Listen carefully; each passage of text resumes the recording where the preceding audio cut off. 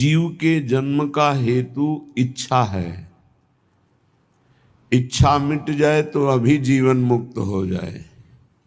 इच्छाओं से ही पाप होता है, इच्छाओं से ही पुनर्जन्म होता है, इच्छाओं से ही अशांति, बंधन, क्लेश, चिंता, शोक इनकी प्राप्ति होती है। यदि इच्छा का त्याग हो जाए, चाह का त्याग हो जाए मानव जन्म में, तो इस जन्म का परम लाभ भगवत प्राप्ति निश्चित हो जाए। सकल कामना हीन जे ते राम भगति रस लीन। प्रभु की भक्ति रस में लीन वही हो जाता है जिसकी सारी कामनाएं शांत हो गई हैं। ये कामनाओं का शांत होना बड़ा कठिन है। ऐसा लगता है कि इस कामना की पूर्ति से कामना की शांति होती है, पर भ्रम है। कामना की पूर्ति से और कामनाओं की उत्पत्ति होती है। इसीलिए भगवान अपने जनों की लौकिक कामनाओं को पूर्ण ना करके ऐसे विघ्न डाल देते हैं जिससे वो निराश होकर एकमात्र श्री भगवान के चरणों की आशा रखकर वो परम सुख को प्राप्त करता है। नहीं तो हमारी कामना, हमारी आशा, हमारी चाह जगत के भोगों को, जगत में जीने की। कल कई संतों से बैठ करके वार्ता हुई कि बताइए, मरने की बात सुनकर डर लगता है? बोले बहुत डर लगता है। क्यों क्यों डर लगता है? क्या अपने प्रभु के पास जाने में आपको भय लग रहा है? तो आप कहेंगे नहीं, तो इसका कारण संसार आपको बहुत प्रिय लग रहा है, शरीर बहुत प्रिय लग रहा है, भोग बहुत प्रिय लग रहे हैं, इसलिए शरीर छोड़ने की बात सोचने मात्र से भय लगता है। सोचो, बैठ के आधा मिनट सोचो कि अगर अभी मृत्यु आ जाए तो 30 सेकंड बाद मानो हम मर जाएंगे, कैसा लगेगा? अभी घबराहट पैदा हो जाएगी। यही मिटाना साधना है। मरने की तैयारी ना करने के कारण मृत्यु से भय लगता है। नहीं, मृत्यु श्री कृष्ण का आलिंगन है। भगवान कह रहे सब कुछ हरण करने वालों में मैं महान मृत्यु हूं। तो मेरे प्रभु ही तो मृत्यु रूप में आते हैं, फिर डरना क्या? डर इसलिए लग रहा है शरीर प्रिय है, भोग प्रिय है, संसार अच्छा लगता है। नाली का कीड़ा भी यहां बहुत अच्छे से जीना चाहता है, ऐसे उसको बहुत अच्छा लगता है, कभी प्रलय ना हो, कभी नाश ना हो, और ये मुझे नाली में रहने को मिले। शूकर अपनी इच्छा चाहता है।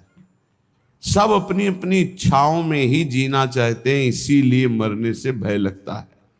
यदि इच्छा का नाश हो जाए तो मृत्यु नामक कोई वस्तु है ही नहीं, कोई भय नहीं है। थोड़ी देर सोचो, दूसरे के उपदेश की जरूरत नहीं, आप खुद सोचिए। मृत्यु तो होनी ही है, निश्चित होनी है। इसका नाम मृत्यु लोक है। जो यहां जन्मेगा वो मरेगा, निश्चित पक्का है ये। अब जब मरना ही है तो हम मरने की तैयारी ऐसी क्यों न कर ले कि मुझे मृत्यु से भय न लगे, पर हम जीने की तैयारी में खूब लगे हैं। देख लो, बढ़िया मकान, बढ़िया खान पान, वस्त्र, परिवार, रिश्ता, नाता, ये सब जीने की तैयारी पूरे जीवन भर करते रहे, पर मरने की तैयारी नहीं की, इसलिए मृत्यु से भय लगता है। और मरना निश्चित है, छूटना निश्चित है, तो ये फिर मन पछतई है अवसर बीते। ये अंत ही तो ही तजेंगे पामर, तू न तजय बही ते। मन पछतई है अवसर बीते। बढ़िया अवसर है, मृत्यु पर विजय प्राप्त करने का बढ़िया अवसर है। श्रीपाद प्रबोधानंद जी महाराज कह रहे हैं, शोढ्वापि दुःखानि सुदुस्सहानि त्यक्त्वाप्यहो जाति कुलादिकानि। भुक्त्वा स्वापकैरपि थुत्कृतानि वृंदाटवी वासमहं करिष्ये। शूद्धापि, यदि मेरे शरीर में भयानक रोग रूपी दुख हो या बाहर विपत्ति रूपी दरिद्रता रूपी दुख हो, तो भी मैं अब अपने लक्ष्य से विचलित होने वाला नहीं। ये मृत्यु पर विजय प्राप्त होने की तैयारी है। शोढ्वापि दुखानि सुदुस्सहानि, जो सहा नहीं जा सकता ऐसा दुख,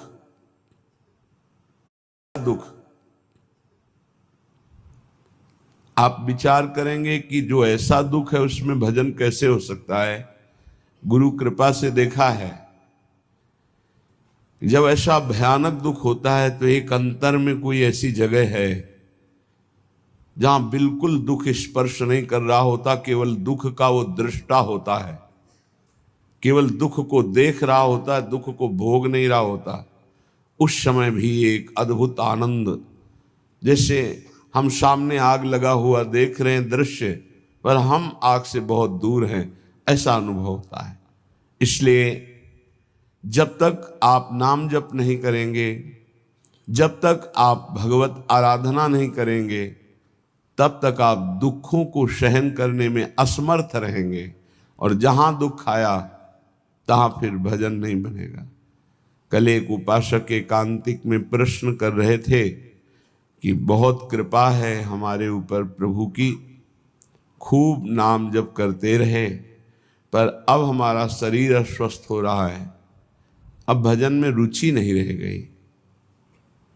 ऐसा कैसे हो सकता है कि आपका खूब नाम जप चल रहा हो, खूब अच्छा लग रहा हो, फिर भजन छूट जाए रोग में, और साधारण रोग, शुगर हो जाना, ब्लड प्रेशर हाई लो हो जाना, ये तो सबके लगभग हैं। कोई बिरला ही बचता है जिसके शरीर में रोग ना हो, ये कलिकाल है। अगर रोग ये साधारण आने पर आपका भजन छूट जाता है, तो असाध्य रोगों में क्या करेंगे आप? तो फिर प्रभु को भूल ही जाएंगे। तो आपकी तैयारी क्या रही? तैयारी तो इसी बात की है कि भारी विपत्ति बाहर और अंदर शरीर रोग ग्रसित पर हम आपका भजन नहीं छोड़ेंगे। शोढ्वापि दुखानि सुदुस्सहानि, ऐसा दुख जो सहा नहीं जा रहा, उस समय भी हम राधा राधा राधा राधा ऐसा रटेंगे। त्यक्त्वाप्य हो जाति कुलादिकानि, हमारे कुल के, हमारे जाति के, हमारे परिवार के त्यक्त्वा, हमें त्याग दे, तो भी मैं ऐसी परिस्थिति में भी प्रभु का स्मरण नहीं छोड़ूंगा। भुक्त्वा स्वापाकैरपि थुत्कृतानि, बहुत ऊंची बात कह रहे हैं कि यदि मुझे श्रीधाम वृंदावन का वास मिले, आश्रय मिले, और मुझे नीच जनों का जूठन पाना पड़े, तो मैं वो पा करके रहूंगा, पर अब मृत्यु के तैयारी में कसर नहीं रखूंगा, अब मृत्यु पर विजय प्राप्त करूंगा। धाम का आश्रय लेकर सत्संग करते हुए नाम वाणी में ऐसा चित्त डुबोऊंगा कि शरीर अस्वस्थ हो तो भी भजन न रुके, भारी विपत्ति हो तो भी भजन न रुके, परिवार के लोग हमें त्याग दें तो भी भगवद आश्रय न छूटे, और हमको जूठन मांग के खानी पड़े तो भी भगवद आश्रय नहीं छोड़ेंगे। ऐसे पुरुष को परम पद की प्राप्ति होती है। इतना धैर्यवान होना चाहिए। ये छुटपुट विपत्तियां, रोग, ये हमारे पाप कर्म के प्रभाव से ही आते हैं। हमको आनंद पूर्वक सहना सिखाता है सत्संग, शास्त्र, भजन, ये सामर्थ्य देता है। भजन नहीं तो बातों से नहीं सह पाओगे। इसीलिए यावत स्वस्थमिदम कलेवरम यावत च दूरे जरा, जब तक आपका स्वास्थ्य ठीक है, वृद्धावस्था दूर है, तब तक भजन कर लो। ऐसा अभ्यास कर लो कि किसी भी स्थिति में भजन न छूटे। घर छोड़ने के पहले गुप्त रूप से 4-4 दिन, 5-5 दिन भोजन का त्याग करने का अभ्यास गुप्त रूप से किया, क्योंकि हमको बाहर मिले ना मिले तो हम कैसे रह पाएंगे। पहले तैयारी की जाती है।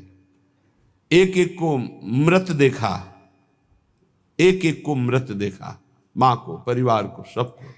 जब अंदर आ गया कि सब ये शरीर मृत हैं, और अंदर ही आ गया कि कई दिन भोजन न मिलने पर भी मैं भजन अपना नहीं छोड़ पाऊँ, नित्य निरंतर भजन करते हुए मैं बाहर परिवार से, भोजन से, सबसे विलग होकर के भी जी लूंगा।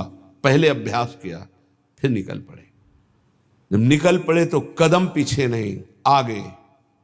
चाहे जितनी गाली, अपमान, दुख, सर्दी, गर्मी, बरसात, हर कष्ट सहते हुए पशुवत शरीर का व्यवहार, जैसे पशु ऐसे व्यवहार, जैसे पशु के न रजाई है न कंबल है, जो मिला सो खा लिया, जहां मिला वैसे पड़ा, ऐसे शरीर।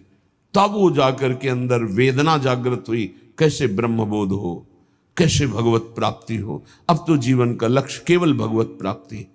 तब जहां कहीं भी चित्त की वृत्ति विषय संयोग के लिए लालायित हुई, वहीं रो रो कर प्रभु से प्रार्थना, प्रभु बचाओ, ऐसी वृत्तियों से बचाओ जो आपसे विमुख कर रही। बस एक ही उपाय मिला है आज तक विषयों पर विजय प्राप्त करने का, रो कर भगवान से प्रार्थना करना। नहीं, विषय इतने प्रवीण हैं कि इंद्रियों को बलात् अपने में तन्मय कर लेते हैं। इंद्रियां इतनी प्रबल है कि मन को बलात् अपने में अधीन कर लेती। मन इतना प्रबल है कि बुद्धि को अधीन कर लिया। बुद्धि इतनी प्रबल है कि जीवात्मा उसी में तन्मय होकर भोगों में लग गया। ये कहने में इतना समय लगा, तन्मय होने में इतना भी समय नहीं देता। विषय एक सेकंड में तन्मय करा देता है। जहां तन्मय हुआ वहां भ्रष्ट हुआ। इसलिए कैसी भी परिस्थिति हो, भजन का अभ्यास कर लो। जीवन में एक ही बात दृढ़ निश्चय रही गुरु प्रताप से, हमारा स्मरण न छूटे। बस उसके लिए पूरा जीवन लगा दिया गया है, स्मरण न छूटे। हजारों के बीच में या एकांत में, भूख प्यास में या छके हुए, अपमानित होकर या सम्मानित होकर, सर्दी, गर्मी, बरसात, कोई भी परिस्थिति हमें भगवान से विमुख न कर पावे। कोई कहने वाला थोड़ी था परमार्थ में जब चले, कोई सिखाने वाला थोड़ी था। एकमात्र परमात्मा स्वरूप गुरुदेव हर समय साथ रहते, हमारे दिमाग में रहते। 3 बार गंगा स्नान, चाहे सर्दी हो, चाहे गर्मी हो, चाहे बरसात हो। एक ब्रह्म मुहूर्त 3 बजे 4 बजे के बीच में जब भ्रमण करते थे, अगर कहीं रुके तो 2 बजे के बाद उठकर गंगा किनारे। पर भ्रमण में ऐसी, क्योंकि पता नहीं कौन कहाँ घाट है, कहाँ स्नान करना है, तो 4 बजे के लगभग। फिर 9 और 10 के बीच में एक स्नान, और फिर 3 और 4 के बीच शाम। ये शौच लगे न लगे उससे नहीं, 3 बार त्रिकाल स्नान करना और त्रिकाल आराधनाएं कुछ गुरु प्रदत्त। अपने को जब तक आप दुख सुख में समान रखकर साधना में भाव नहीं रखेंगे, तब तक आप नहीं चल सकते। क्योंकि ऐसी परिस्थितियां माया डाल देगी। हमें बड़ा आश्चर्य लगता है, छोटे मोटे रोग, ब्लड प्रेशर लो हो गया या हाई हो गया या शुगर बढ़ गई, ये तो बहुत बड़ी बड़ी भयानक परिस्थितियों में महापुरुषों की दिनचर्या में कोई फर्क नहीं पड़ा। तिवारीपुर सेनपुर के समीप है, वहीं एक पंजीरी बाबा रहते थे। उनकी एक सिद्धि थी ऐसी कि इतना बड़ा पात्र था